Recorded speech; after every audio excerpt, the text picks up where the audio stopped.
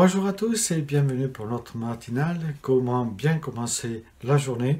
5 à 10 minutes de méditation pour s'enrichir avant de partir au travail, avant de commencer sa journée. Voilà, ce matin j'ai choisi un texte de l'Évangile selon Saint Jean, chapitre 13, verset 31, un texte qui nous parle de Jésus et qui va donner un commandement, entre guillemets, nouveau. Dans ce même discours d'adieu, Jésus va dire des paroles très fortes à ses disciples, et je vous les lis. Quand il fut parti, Jésus dit tout simplement à ses disciples, « Maintenant la gloire du Fils de l'homme éclate, et Dieu va être glorifié en lui. Puisque Dieu va être glorifié en lui, Dieu, à son tour, va glorifier le Fils de l'homme en lui-même. Et il le fera bientôt. Mes chers enfants, je suis encore avec vous, mais plus pour longtemps. Vous me chercherez, et ce que j'ai dit à tous, je vous le dis à vous aussi maintenant, vous ne pouvez pas aller où je vais. Je vous donne un commandement nouveau. Aimez-vous les uns les autres. Oui, comme je vous ai aimé, aimez-vous les uns les autres. À ceux-ci, tous reconnaîtront que vous êtes mes disciples, à l'amour que vous avez les uns pour les autres. Voilà, un très beau passage, un passage, on pourrait dire, qui nous donne des paroles d'adieu de Jésus à ses disciples, mais aussi pour nous, nous devons comprendre que ces paroles s'adressent à nous aussi.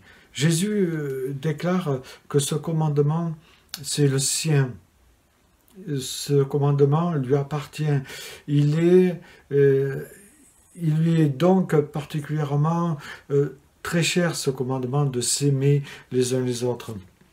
Il ne faut pas l'entendre simplement comme une norme, une règle ou un commandement nouveau ou autre que Jésus aurait dit. Non, Jésus veut nous révéler la manière de vivre notre foi. Il veut nous dire sur quoi nous devons fonder cette foi, sur cet amour, et il ne dit pas n'importe quel amour, puisqu'il emploie le mot agapé que nous retrouvons une centaine de fois dans le Nouveau Testament, et tout particulièrement l'amour est bien décrit dans 1 Corinthiens 13. Aimez-vous les uns les autres. C'est un ordre, c'est un impératif, donc on n'a pas le choix, un ordre que le Seigneur a laissé à ses disciples, et juste avant il leur montre comment pouvoir s'aimer. Qu'est-ce qu'il faut faire? Et il se lave les pieds, puis après il y aura la croix. Donc il va jusqu'à donner sa vie avec cet amour agapé. L'amour agapé, il nous est donné à la conversion. C'est une grâce, c'est un amour divin que nous recevons, qui est gratuit en fait.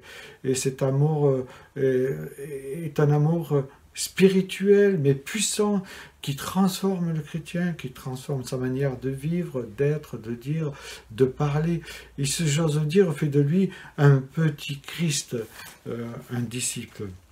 Cet amour, il est désintéressé, nous dit Paul, il donne sans attendre en retour, il est inconditionnel, il accepte l'autre tel qu'il est, avec ses qualités, avec ses défauts, parce que nous en avons tous, avec son arrière-plan social, avec son arrière-plan culturel, avec sa couleur, sa race.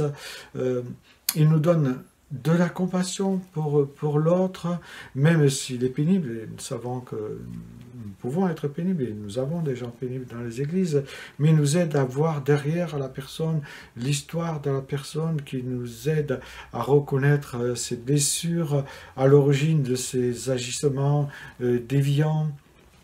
Il nous affranchit de notre ego, en tout cas il veut nous affranchir de notre ego, et il se situe au-delà de l'émotionnel, hein. C'est quelque chose de divin qui nous amène à cultiver pour l'autre des sentiments de compassion, de bienveillance à son égard, et il cultive en nous le non-jugement. On n'a pas à juger, on sait que c'est Dieu qui juge.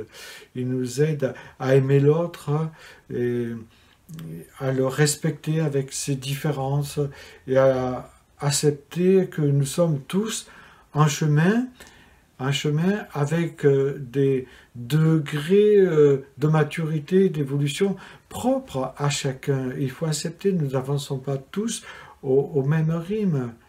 Jésus met très fortement l'accent sur cet amour, car il est indispensable pour avoir un regard rempli de compassion pour toutes ces créatures.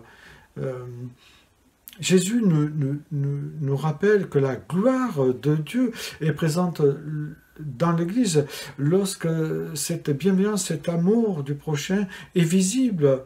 Et donc, il y a un grand enjeu, c'est la gloire de Dieu dans nos vies, dans l'Église. L'amour agapé est la marque, le sceau de la présence de Dieu dans notre vie. Et si cet amour est là, Dieu est là. Si cet amour est absent, Dieu est absent, que ce soit dans nos vies ou dans les églises. C'est aussi simple que ça. On ne peut pas dire Alléluia et ne pas aimer son prochain. Jean le dira dans 1 Jean. Si quelqu'un prétend aimer Dieu, qui ne voit pas, qui déteste son frère qu'il voit, il y a un problème. Donc voilà, l'amour agapé, lui, c'est le contraire.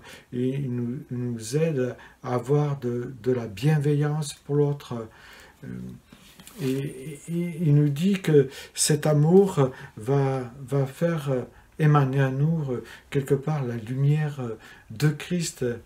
Et on peut se dire, mais comment percevoir cet amour ou une telle forme d'amour? Eh bien tout simplement en cultivant la présence de Christ en soi, par les piliers de la foi, la prière, bien sûr, la lecture de sa parole en se laissant toucher par ce qu'elle dit, mais le troisième pilier, c'est pratiquer. Voilà, pratiquer ce que Dieu nous dit dans sa parole, entrer dans l'obéissance. À partir de là, nous pourrons vivre pleinement cet amour agapé qui transforme l'être humain, qui le renouvelle, qui lui donne une façon de voir, de penser, de parler, qui est autre de celle qu'il avait avant la conversion. Oui, ce matin, tu peux dire, Seigneur Jésus, remplis-moi de ton amour pour que j'apprenne à voir mon frère et ma sœur au travers de la croix, au travers de ton sacrifice. Oui, Seigneur, remplis-moi, car j'ai besoin de cet amour pour que ta gloire jaillisse dans ma vie et dans ton Église. Amen.